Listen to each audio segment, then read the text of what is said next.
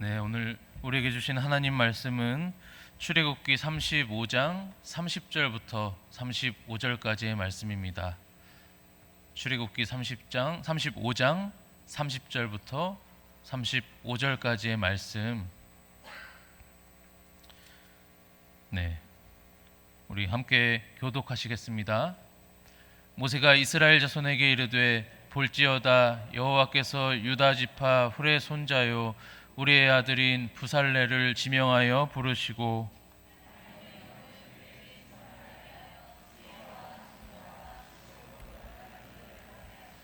금과 은과 노수로 제작하는 기술을 고안하게 하시며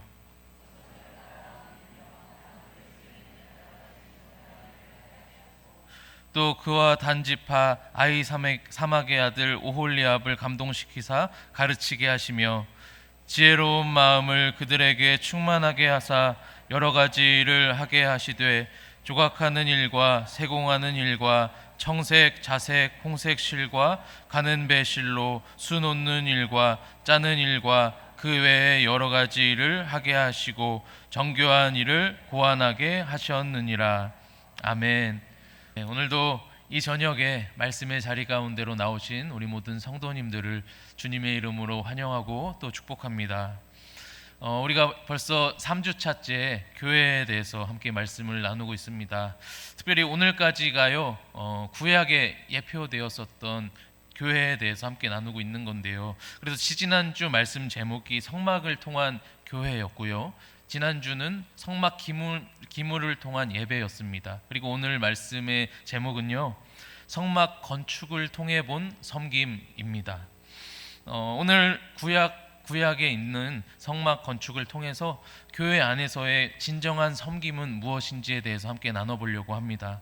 오늘 함께 나눌 이 말씀을 통해서 건강한 섬김의 모습이 교회 안에 세워져서 주님의 진리로 든든히 세워져가는 우리 창원교회가 되기를 주님의 이름으로 축복합니다. 아멘.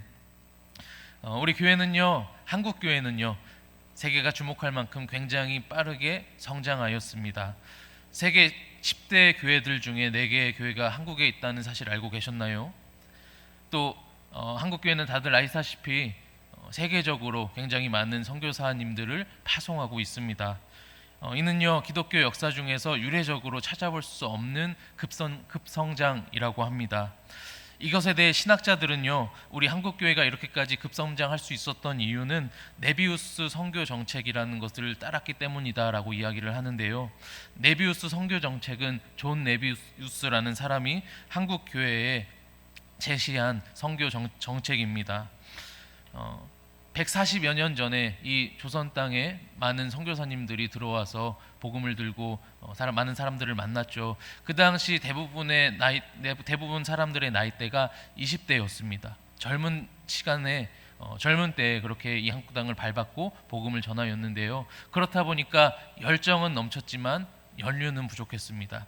그래서 이들이 선교의 방향을 어떻게 잡아야 할지를 몰랐던 것입니다. 그래서 이들이 고민하다가 중국에서 선교를 하고 있었던 네비우스 박사를 초청해서 앞으로 한국 선교에 대해서 우리가 어떤 방향으로 나아가야 할 건가에 대한 세미나를 열었습니다. 이때 네비우스 박사가 한국 선교에 대해서 3가지의 방향을 제시했는데 한국에 들어온 그 선교사님들이 그 방향을 채택했던 것입니다. 그래서 앞서 말씀드린 대로 이 정책을 네비우스 선교 정책이라고 부르는데 3가지의 원칙을 제시합니다. 첫 번째는요, 현지 지도자들을 양성하자 하는 것이었습니다. 당장에는 현지 지도자가 없기 때문에 서구의 선교사님들이 들어와서 지도자 역할을 하지만 다시 한국인 지도자들을 양성해서 그들이 서게 되면은 이제 들어왔던 선교사님들은 미련 없이 떠나겠다 하는 것이었습니다. 그래서 열심히 지도자들을 양육했었고요. 2번째 원칙은 성경 공부를 강조했던 것입니다. 이들이 보기에 한국인들은요 감성적이었다고 합니다. 그래서 체험 신앙을 가르칠 필요는 없고 말씀의 중심을 내려서 그 말씀 중심의 신앙이 먼저 뿌리 내리도록 하자는 것이었습니다. 그래서 이들이 성경 공부 반을 만들었고요. 그리고 최소한 1년에 한 번씩 사경회를 열었던 것입니다. 그리고 마지막으로 제시한 3번째 원칙은요, 자립적 신앙, 즉 자전, 자치의 원리였습니다. 이들이 가장 첫 번째 자립은요, 예배당을 지을 때 가급적 외부의 도움 없이 한국인 성도님들 스스로가 예물을 걷고 예배당을 짓자 자립이었고요. 그다음에 전도할 때도 그들이 스스로 전도를 하도록 하자. 그리고 자치, 교회를 치리할 때도 한국인들 스스로 치리하도록 하자 하는 것이었습니다. 그런데 이 세 가지 중에 자전, 자치 중에 자립이 굉장히 힘들었다고 합니다. 그도 그럴 것이요, 그 당시 한국교회의 성도님들 숫자가 적었을 뿐더러 대부분이 가난했기 때문에 각자 가지고 있는 금액으로 그 예배당을 짓기가 어려웠던 것입니다. 그러나 한국인이 예배를 드려야 할 예배당이었기 때문에 한국인 스스로가 감당해야 한다라는 그 원칙이 계속해서 주어졌고, 그 원칙 때문에 오늘 한국 교회가 이렇게 서 있는 거라 믿습니다. 사랑하는 성도 여러분, 마음이 있는 곳에 물질이 있고 물질이 있는 곳에 곧 마음이 있습니다. 너무 많이 들어보신 이야기고 이미 다 이해하고 있을 거라 생각됩니다. 공동체가요, 하나님을 사랑하면요, 공동체가 가진 물질로 하나님을 예배하는 장소를 짓는 것은 너무나도 당연하고 분명한 사실입니다. 그런데요, 이 귀한 사실이 한국 교회만이 아니라 이미 구약 시대 때 그 출애굽하여서 성막을 짓던 이스라엘 백성들 가운데도 동일하게 나타났던 것입니다. 성막은 다들 아시다시피 하나님의 명령에 따라 지어졌습니다. 하나님은 성막을 지으라 명령하시면서 성막을 지을 재료도 하나님께서 말씀하시는데요, 특별히 그 재료는 백성들에게서 거두라라고 명령하셨던 것입니다. 그래서 모세는요, 백성에게 성전을 짓는 데 필요한 물품들을 알리고 이 물품들을 가지고 오라 명령하였습니다. 그리고 그 말씀을 들은 이스라엘 백성들이 이제 하나님의 명령대로 성막을 짓기에 필요한 물건들을 가지고 오는데요, 오늘 이들이 가져오면서 보여준 모습을 통해서 오늘 함께 살펴볼 교회 안에서의 섬김 중에 두 가지가 있거든요. 헌물과 헌신입니다. 첫 번째, 헌물에 대해서 우리가 과연 헌물은 어떻게 드려야 하는지를 살펴보기를 원합니다. 먼저 출애굽기 35장 20절부터 21절까지의 말씀인데요, 함께 읽도록 하겠습니다. 이스라엘 자손의 온 회중이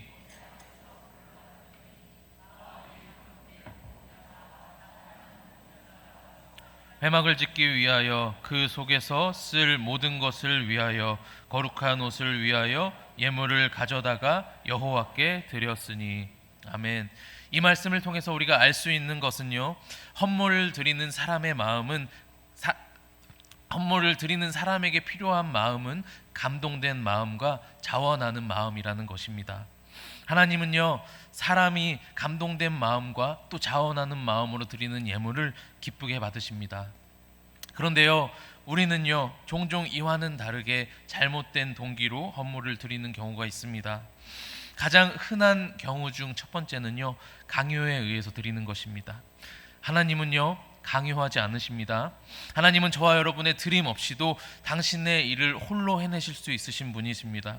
또 하나님은 드려진 물질이 없어도 그 하나님의 일이 취소되지 않습니다. 그 이유가 무엇입니까? 그 이유를 오늘 시편 50편 9절부터 12절에서 찾아볼 수 있습니다.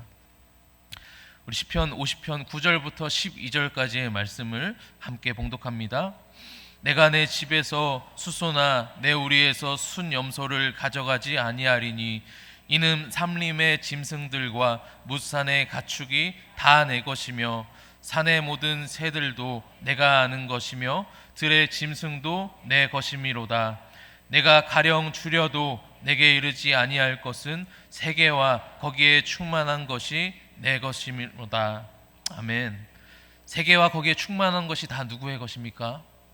네, 여호와 하나님의 것입니다. 하나님은요, 이미 다 가지고 계십니다. 그래서 하나님은요, 강요하지 않으시고요, 하나님은 오히려 감동하고 자원하는 사람을 통해 이루십니다.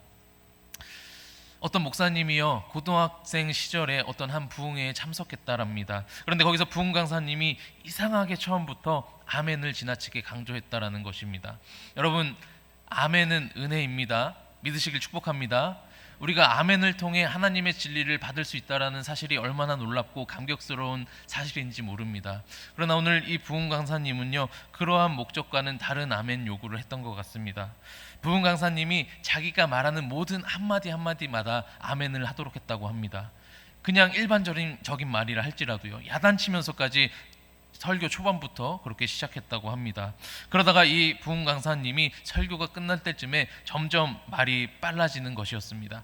하나님의 축복이 여러분과 함께 있기를 바랍니다. 아멘. 여러분의 자녀가 축복받기를 원합니다. 아멘. 계속해서 수십 문장을 지속적으로 속사포로 이야기하다 보니까 성도님들도, 그리고 그 당시에 고등학생이었던 목사님도 정신없이 아멘하기에 바빴던 거예요. 그러다가 마지막에 강사 목사님이 이렇게 말씀하셨답니다. 오늘 은혜 받으신 분은 가진 돈을 모두 내놓기 바랍니다. 아멘 다 했다고 하더라고요. 정신없이 아멘 하다가 마지막 말씀에도 아멘 해버린 것입니다. 그 당시에 이 고등학생이었던 목사님은요, 마지막 라면 사 먹을 돈과 집에 돌아갈 차비만 남아 있었는데 이제 그거 어떻게 해야 될까 고민하고 있는 사이에 강사 목사님께서 5분 동안 약속을 지키지 않은 자에게 주어진 저주에 대해서 설교를 하셨답니다. 그러는 사이에 헌금 시간이 됐고 이 목사님이 저도 모르게 헌금함에 차비까지 온통 다 내버리고 나서 돌아가는 길에 하나님과 그리고 그 목사님을 그렇게 원망했다라고 합니다. 여러분, 하나님은요 강요하지 않으십니다. 저주받을까봐 두려움 가운데 하는 헌금은요 하나님께서 기뻐 받으시지 않으세요. 지금은요 은혜의 시대입니다. 구약의 시대와는 다릅니다. 율법이 있던 시대와는 너무나도 다릅니다. 율법 시대 때 11조 안 하면 저주받았습니다. 그러나 지금은 은혜의 시대이기 때문에 저주는 없습니다. 그저 하나님 앞에 자원하는 마음, 감동한 마음으로 나와 드리는 예물을 그저 하나님께서는 기쁘게 받으실 뿐입니다. 아멘입니다. 네. 또 다른 잘못 드려진 경우 중 하나는요 체면 때문에 드릴 때입니다.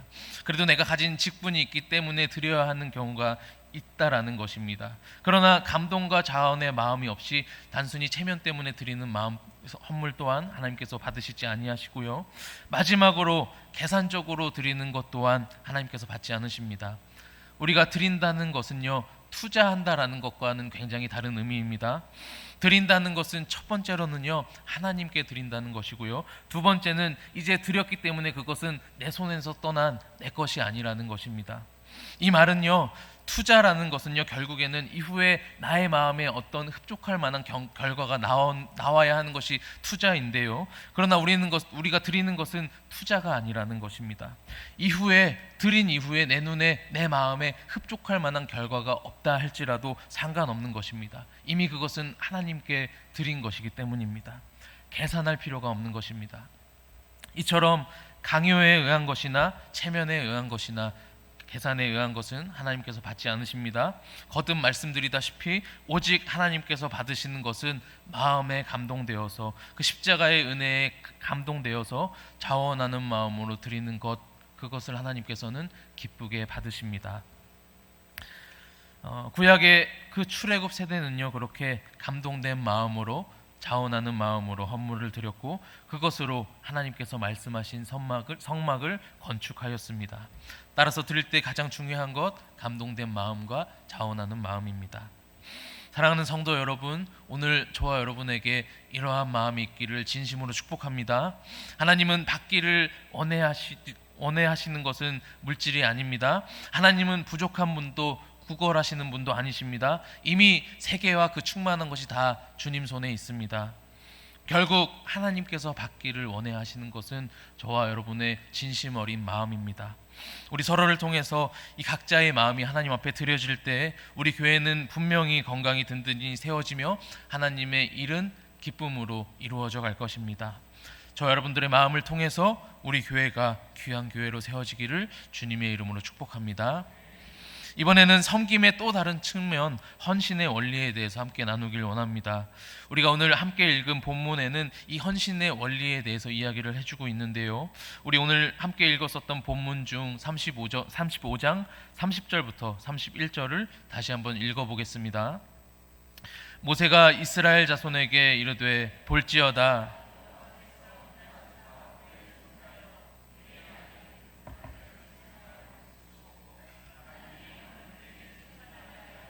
지혜와 총명과 지식으로 여러 가지 일을 하게 하시되.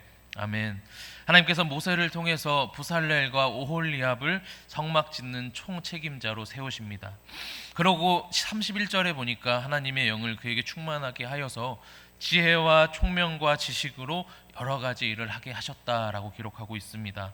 이것은요, 지혜와 지식을 겸비하게 했다라는 것입니다. 헌신의 첫 번째 원리는요, 지식과 지혜입니다. 지식은요, 어떤 일에 대한 구체적인 정보를 말합니다.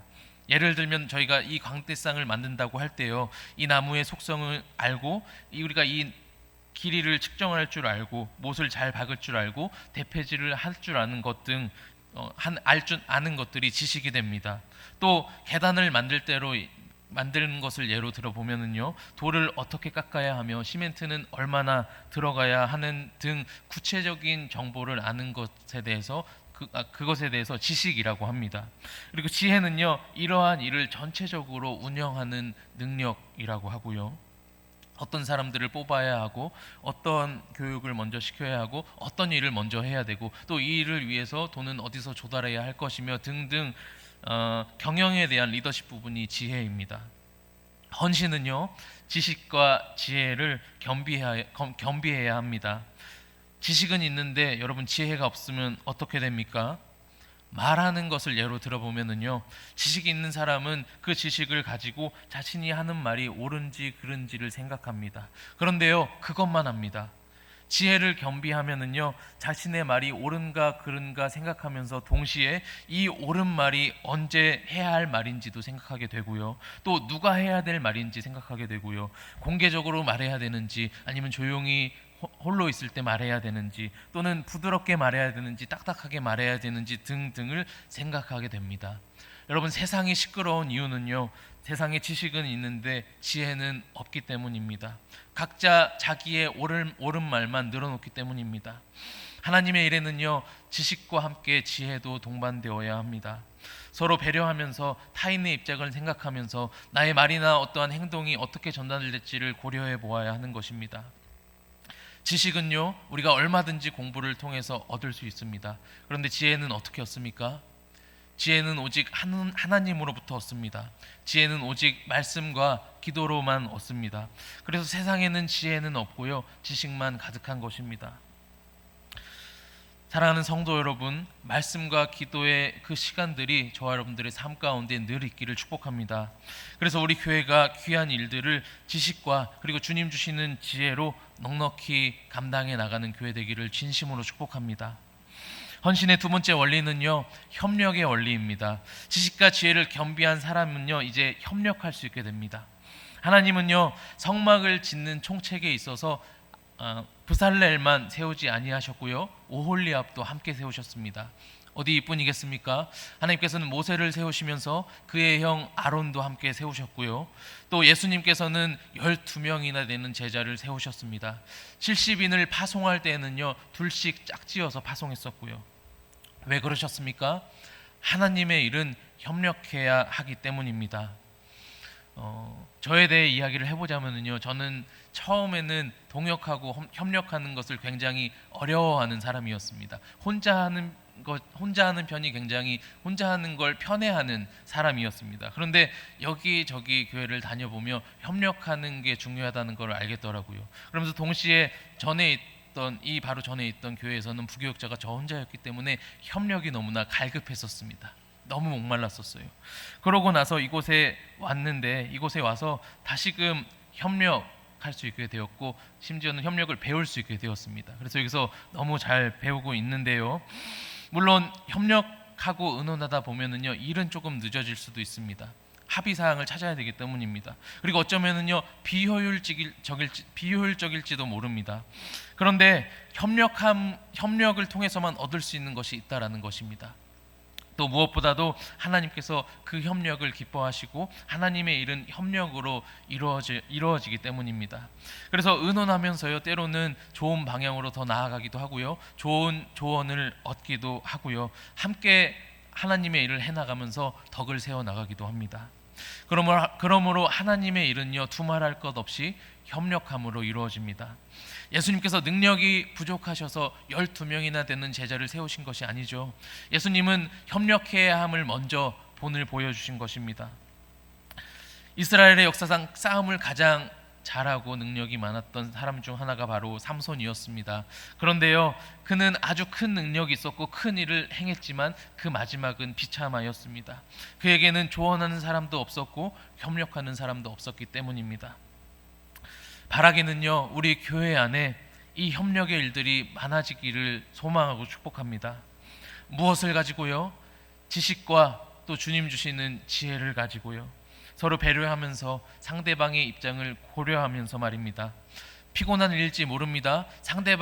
어떨 땐 상대방과 맞춰야 하고요. 상대방을 더 생각해야 되고요. 그러나 이 협력의 길이 바로 하나님께서 먼저 본을 보여주신 유일한 하나님의 일을 이루는 길이라는 사실을 꼭 기억하시길 바랍니다.